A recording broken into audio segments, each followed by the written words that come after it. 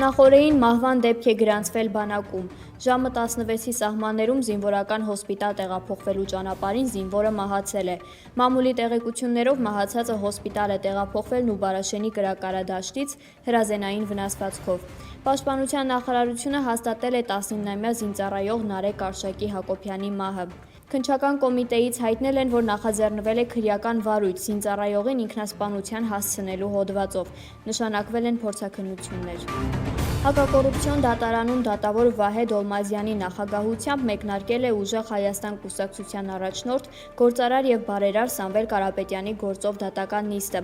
10 ամիս տևած քննությունից հետո Կարապետյանին մեղադրանք է առաջադրվել մի քանի հոդվածներով, այդ թվում փողերի լվացման եւ իշխանությունը զավթելու հրապարակային կոչերի համար։ Դատական նիստի ընթացքում Կարապետյանը հայտնել է, որ հանդիսանում է Հայաստանի քաղաքացի եւ արդեն սկսել է Ռուսաստանի ու Կիպրոսի քաղաքացիությունից հրաժարվելու գործընթաց։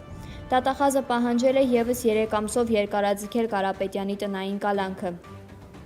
Դատարանի որոշման պաշտպանական կողմի միջնորդության հիման վրա նիստի տեսանկարահանումն ու հեռարձակումն արգելվել է։ Փաստաբան Արամ Վարդևանյանը միջնորդություն է ներկայացրել Կարապետյանին տնային կալանքից ազատելու վերաբերյալ, նշելով, որ դա անհրաժեշտ է ապրիլի 21-ին կայանալիք կուսակցական համագումարին եւ ընտրական գործընթացներին նրա մասնակցությունն ապահովելու համար։ Դատական նիստին զուգահեռ դատարանի շենքի դիմաց հավաքված են նրա բազմաթիվ աջակիցները։ Այն ինչ որ հիմա Հայաստանում կատարվում է, աշխարհում չտեսնված ու չլսված բան է, որովհետև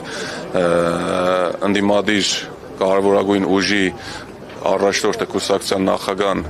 Աբորոնի կալանավորված է, ու արդեն շուրջ 1 տարի է կալանավորված ու փաստացի ինչ է ստացվում, չի կարող իր քաղաքացիների, ընտրողների հասարակության հետ շփվել ու այստեղ խոսքն ու կարևոր մեխը, այսպես ասած այն է, որ գործը Աբորինի է, գործը կարված է, սա ընդամենը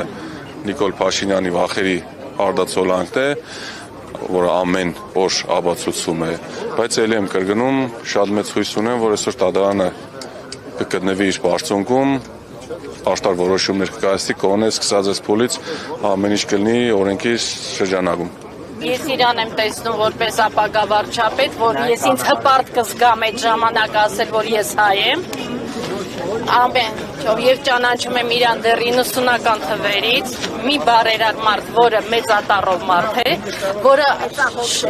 մեծահոգի, հայ մեծացած, նախ սկսենք նրանից, որ նա մեծացել է մանկավարժի ընտանիքում, արդեն Կալինինոյում, դա ամեն ինչ է ասում եւ նա հայրենասեր է, դա չի նշանակում, որ ես էլ եմ այդ ժամանակները լքել Հայաստանը, ստիպված լինելը, որտեւ իմ ամուսնուն եւ իմ ընտանիքին եւ չէին թողնում բիզնեսը մալի բիզնեսը զարգացնել։ Մենք ստիպված ենք եղել լքելով, բայց դա չի նշանակում, որ ինքը հայրենասեր չի։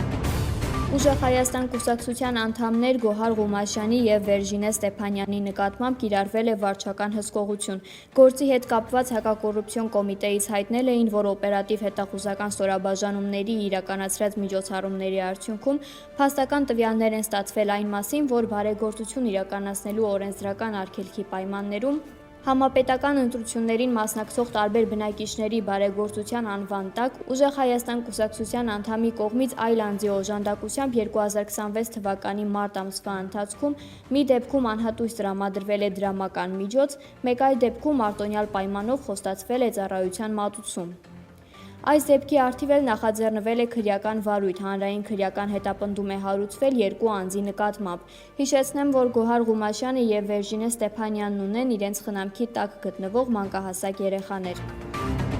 Սուրբ Աննա եկեղեցում վարչապետ Փաշինյանի մասնակցությամբ միջադեպի առիթով կալանավորված 18-ամյա Դավիթ Մինասյանի նկատմամբ կիրառվել է բացակայելու արգելք խափանման միջոցը։ Դատախազությունից հայտնել են, որ վարույթն իրականացնող մարմնից քննչական կոմիտեից ստացվել է քրեական վարույթ, մեղադրական եզրակացությունը հաստատելու եւ դատարան հանձնելու նպատակով։ Հսկող դատախազի որոշմամբ դատարանի ընտրած կալանք խափանման միջոցն այսօր վերացվել է, կիրառվել է բացակայելու արգելք։ Դատախազը քրեական վարույթի նյութերը հաստատված մեղադրական եզրակացությամբ հանձնել է իրավասու դատարան։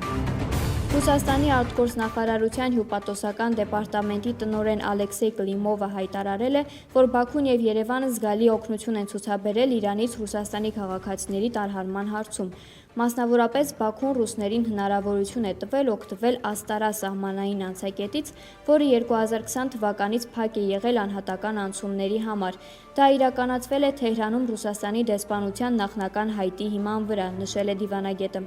Նշենք, որ Իրանի դեմ իսրայելա-ամերիկյան ռազմական գործողությունների սկսվելուց ի վեր, մինչև ապրիլի 15-ը ներառյալ, Ռուսաստանի 509 քաղաքացի է վերադարձել Իրանից Հայաստանի տարածքով։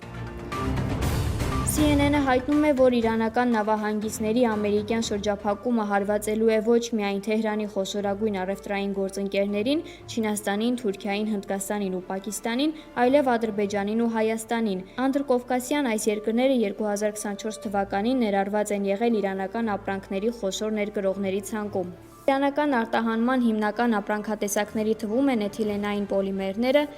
երկաթաքարը, ացիկլիկ սպիրտների ածանցյալները և գազը։